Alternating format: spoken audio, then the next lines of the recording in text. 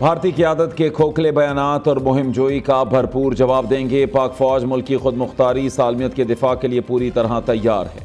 بھارتی بیانات اندرونی خلفشار، انسانی حقوق کی خلاف ورزیوں سے توجہ ہٹانے کے لیے ہیں۔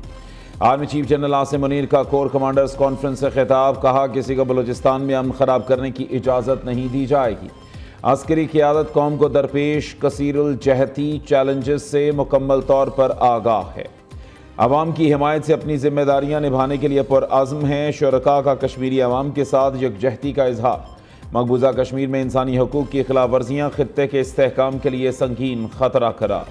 افغان سرزمین سے فتنہ الخوارج کی پاکستان میں دہشت گردانہ کارروائیوں پر تشویش۔ افغان حکومت سے فتنہ الخوارج کے خلاف ٹھوس اور عملی اقدامات کرنے کا مطالبہ۔ فورم کا فتنہ الخوارج کے ضمن میں تمام اقدامات اور حکمت عملی جاری رکھنے کا عزم۔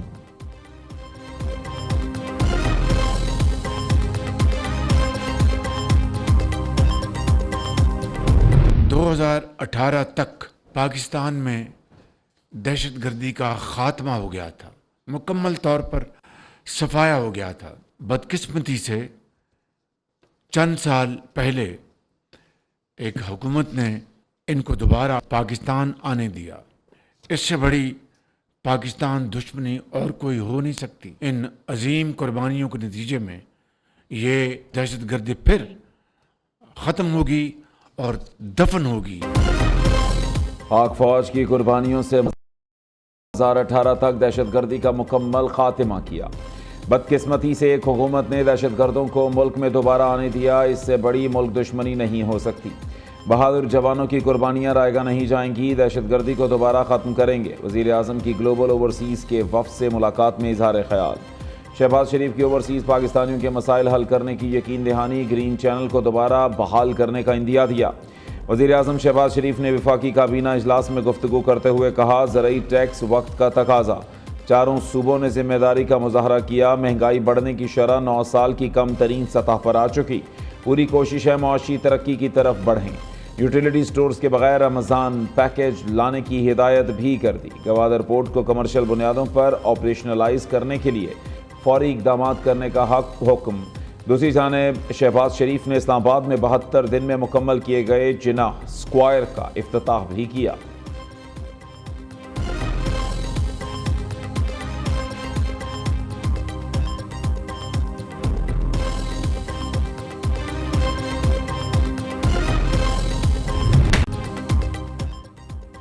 اپوزیشن رہنماؤں کا سیاسی قیدیوں کو رہا، نئے بات کرانے کا مطالبہ۔ 8 فروری کا الیکشن دھاندلی زدہ تھا۔ الیکشن کمیشن شفاف انتخابات کرانے میں ناکام رہا۔ مولانا فضل الرحمان کی اسد کیسر کی جانب سے دیے گئے عشائیے میں شرکت کے بعد گفتگو۔ شاہد خاقان عباسی نے کہا، نئی الیکشن ہی ملک کو دہشت گردی، معاشی اور دیگر بحران سے نکالنے کا حل ہے۔ پیکا جیسے کالے قانون کا خاتمہ ہونا چاہیے۔ پی ٹی آئی رہنما اسد کیسر کی رہائش گاہ پر اپوزیشن رہنماؤں کا اجلاس ہوا۔ گرینڈ اپوزیشن الائنس، سیاسی صورتحال سمیت آئندہ کی حکمت عملی پر غور کیا گیا۔ اجلاس سے مولانا فضل الرحمان، محمود خان اچکزئی، شاہد خاقان عباسی اور دیگر کی شرکت۔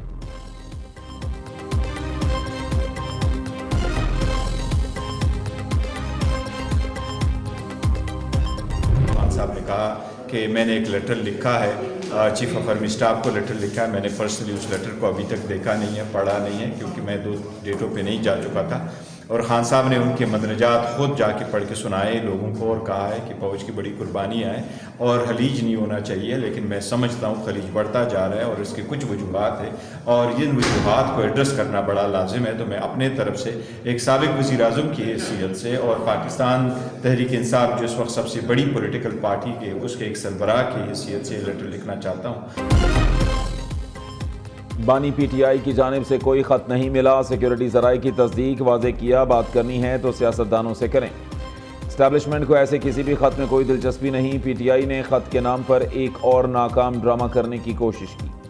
بیرسٹر گوہر کہتے ہیں، بانی پی ٹی آئی کے خط پر رسپانس آیا تو خیر مقدم کریں گے، ابھی تک خط پڑھا یا دیکھا نہیں۔ بانی نے بتایا کہ انہوں نے آرمی چیف کو خط لکھا ہے۔ آرمی چیف سے میری صرف امن و امان پر ایک میٹنگ ہوئی، اس کے علاوہ کوئی ملاقات نہیں ہوئی۔ سینیٹر شبلی فراز نے کہا، بانی پی ٹی آئی کو ملک کی فکر، بطور قومی لیڈر پریشان، اس لیے خط لکھا۔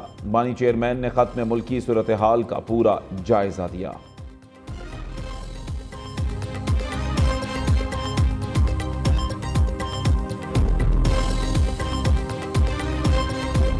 ہماری پی ٹی آئی جو ہے نا وہ اس وقت بڑی ڈیسپریٹ کیفیت میں ہے اور وہ ریلیف چاہتے ہیں. ریلیف جو ہے کسی این آر او کے ذریعے ملے. جو ایک برواڈو تھا، ایک جو بڑکیں چھڑکیں مارنے والا سلسلہ جو تھا، اس کے اوپر وہ نظر ثانی کر رہے ہیں. کہ میرا خیال ہے کہ ان پہ کوئی حقیقت جو ہے آہستہ آہستہ عیاں ہو رہی ہے. جس طرح کی زبان انہوں نے استعمال کی ہے ان کے فالوورز نے، اب خط لکھ رہے ہیں.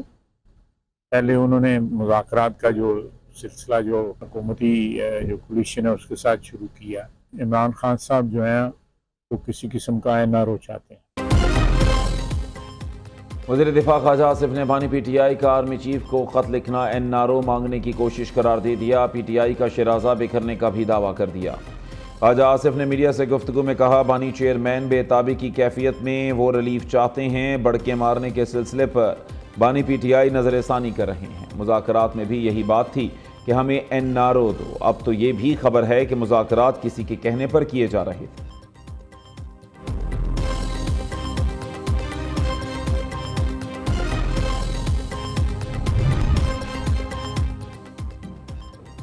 اسلام آباد ہائی کورٹ کے 5 ججز نے سینیورٹی کا معاملہ پھر اٹھا دیا. Seniority list representation chief justice Islamabad high court کو بھجوا دی. ججز کی جانب سے دائر ریپرزنٹیشن سینیورٹی سے متعلق ہے. ججز کے تبادلے سے کوئی تعلق نہیں. جج جس ہائی کورٹ میں تعینات ہوتا ہے اسی ہائی کورٹ کے لیے حلف لیتا ہے.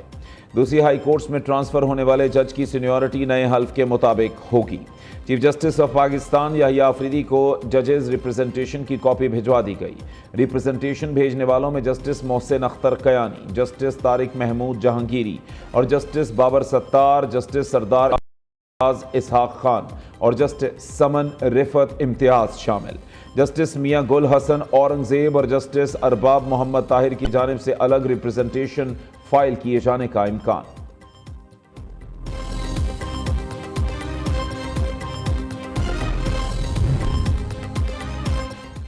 صدر مملکت آصف زرداری 4 روزہ دورے پر چین پہنچ گئے. بیجنگ ایئرپورٹ پر چین کے وزیر خزانہ لان فوآن نے والہانہ استقبال کیا. صدر آصف زرداری چینی ہم منصب شی جن پنگ اور دیگر حکام سے ملاقات کریں گے. پاک چین اقتصادی راہداری، علاقائی روابط، سیکیورٹی تعاون سمیت اہم 2 طرفہ امور پر تبادلہ خیال کیا جائے گا. صدر آصف زرداری چینی شہر ہاربن میں 9ویں ایشین ونٹر گیمز کی افتتاحی تقریب میں بھی شرکت کریں گے.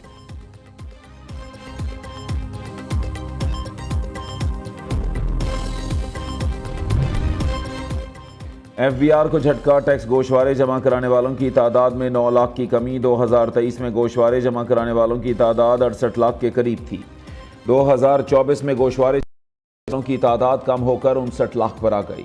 ٹیکس دہندگان میں سے نصف نے ٹیکس بھی جمع نہ کرایا. ادھر کراچی میں ایکسپورٹ فائنانس اسکیم میں 97 کروڑ 70 لاکھ روپے کے ٹیکس گھپلے کا انکشاف. پوسٹ کلیئرنس آڈٹ ساؤتھ نے ٹیکس چوری پر کمپنی کے خلاف مقدمہ درج کر دیا.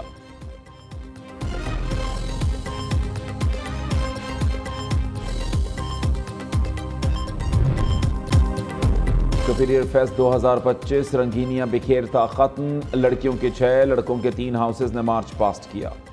تقریب میں پنجابی، پختون، سندھی، بلوچی اور کشمیری کلچر کی عکاسی کی گئی. کھانے پینے کے سٹالز بھی لگائے گئے.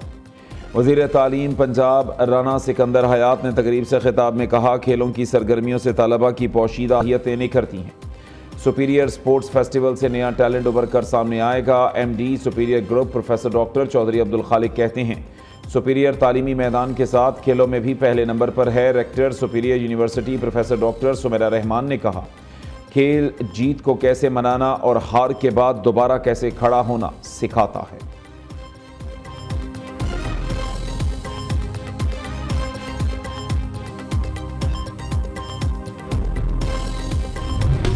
وزیراعلیٰ مریم نواز کا بڑا اقدام. 30 سال بعد پہلی بار ہارس اینڈ کیٹل شو کا انعقاد. 70 بین الاقوامی ٹیمیں شو کا حصہ بنیں گی. 3 روزہ نیشنل ہارس اینڈ کیٹل شو لاہور میں 10 فروری سے شروع ہوگا. نیزہ بازی، تیر اندازی، بز کشی، پولو کے مقابلے ہوں گے. ثقافتی تہوار پھولوں کی نمائش بھی سجے گی. نایاب گاڑیوں کے شوقین افراد کے لیے کار شو 16 فروری کو ہوگا. پنجاب کے روایتی کھیل کبڈی کے مقابلے 18 اور 19 فروری کو ہوں گے. صوفی بزرگوں کو خراج عقیدت پیش کرنے کے لیے 19 فروری کو صوفی فیسٹیول بھی ہوگا.